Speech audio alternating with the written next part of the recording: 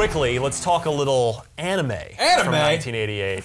Wow, you're excited. I will talk about Akira anytime. Well, Please do. This is the beginning of anime in the U.S., right? Yes. I mean, '88 is kind of the first time that Japanese animation came to the U.S. in a big way. I also got little Totoro. I got a tattoo of Totoro. Look right at here. you. Do you really? Little guy. But yeah, that was I don't know, Akira. People. That was the first anime I ever saw. I saw that on a crappy super bootleg tape that somebody had been passing around. Blew my mind. Didn't really understand what was happening. Nope. If you want to understand what's happening, read the comic, which is like 2,000 pages, and they sort of try to compress that into a 2-hour movie. Well, the second half of the movie isn't actually at all compared to the manga. Like they just did their own thing at that point. No, he hadn't finished the manga when the movie came out. This movie is like. It is literally more colorful than most cartoons. They had to use extra colored paint. They had to mix an additional 50 colors because so much of the movie is set at night that to kind of get that sense of contrast and detail, you really had to make extra colors. It was one of the first anime films where the voices were recorded ahead of time. And the way we brought it to the States was with one of the most comically bad dubs. I have it on Blu-ray, all remastered, and I still watch it with the dub sometimes because it's hilarious. It's like having really good sushi with Velveeta on it. Yeah. It's regarded as one of like the most like science fiction animated best films of all time. Easily. I mean, the thing that I think is crazy to look at, I mean, you look at it, it's up there with like some of the best Disney movies, but it is one of the most bleak and uncompromising like subjects you could tackle. Gross, like that scene where he like just becomes this like mass. It's just disgusting. It turns into a cyst. It's horrible. Yeah. There's pus everywhere. Lots of screaming. I mean, like they shoot off a guy's jaw. Like it's brutal. It's a brutal movie. Well, it was the cartoon my mom wouldn't let me see, right? That was the thing. Is like I wanted to watch that movie so badly. I remember going into like a Borders Books and Music and like sitting in the VHS aisle and like looking at it and just thinking it's the coolest thing ever. Manga video. Yeah, exactly. Yep, exactly.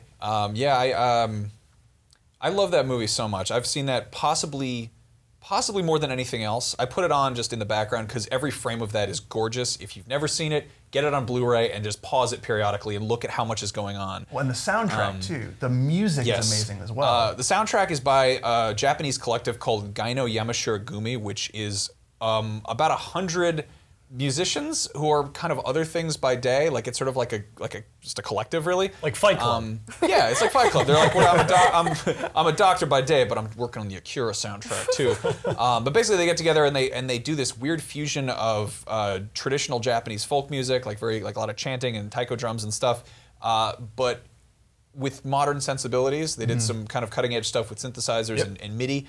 Katsuhiro Otomo heard their stuff. They had an album called Echophony Rin.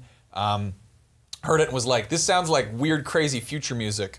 I'm making a movie about biker punks in Neo Tokyo. Make this soundtrack, and it is nuts. It is such a cool like piece of music. And it's kind of got that weird like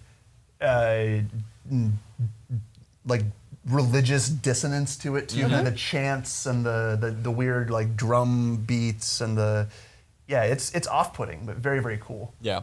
I mean, that's really the thing I like about Akira a lot is that it's not remotely, like, it's gross, it's brutal, it's uncomfortable, it's bleak. Like, there's nothing happy and marketable about it. And it is on par with things that are totally, like, sugar-coated nicely. And it also makes no sense. It's completely all over the place. It does make sense if you've seen it enough times, but it doesn't explain itself very well. It takes a while to unpack. Yeah. It won't be getting its own themed area of Disneyland anytime soon. If it did, No. oh my god, that would be disgusting. No. I want to ride those bikes. And then conversely, the exact opposite anime is My Neighbor Totoro, which is that was Miyazaki's second or third movie. I think it was his third. Yeah. Which is funny too because Grave of the Fireflies and My Neighbor Totoro both came out as a double feature. And Grave of the Fireflies is the most depressing anime film besides Akira that I've seen. I totally didn't know that. Where it's like World War II, two children lost their parents, they both eventually, spoiler alert, they both die. And so you have that with like My Neighbor Totoro, where it's these two sisters who find a forest sprite and everything's whimsical and fantastical and it's childhood imagination. Both are fantastic films, but one is deeply dark and one's super cute, and they're both marketed to kids. Weird. Clearly, Grave of the Fireflies bombed at the box office, and My Neighbor Totoro, because it's more merchandise friendly, it did better, and it stood the test of time more in like Studio Ghibli rapport, but both films are wonderful and both very beautiful too. I love the thing about Miyazaki's movies is that he consciously doesn't have a villain. Like he'll have like an element that's negative in some sense, but both Totoro and Kiki's Delivery Service, like he manages to have drama without resorting to having someone a main villain being bad. Yeah. Like the scariest part of Totoro is like one of them gets lost, you know, and it's like this sense of just that is horrifying when you're a little kid. You're lost, you can't find your mom, and there's a goat there, and it's upsetting. But then you go and you make friends with a cat bus, and then the cat bus helps you. Like that, I don't know. I love it. I've said this a bunch of times.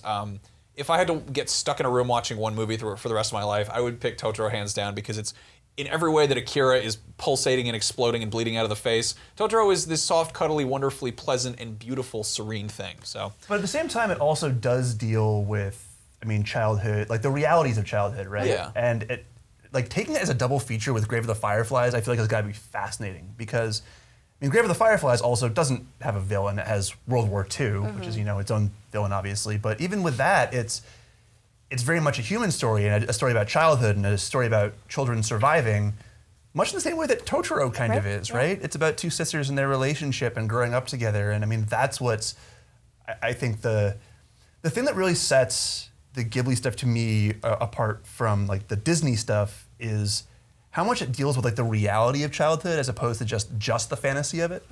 And yeah, I mean, I still go back to those movies all the time as a result. Well, let's wrap up.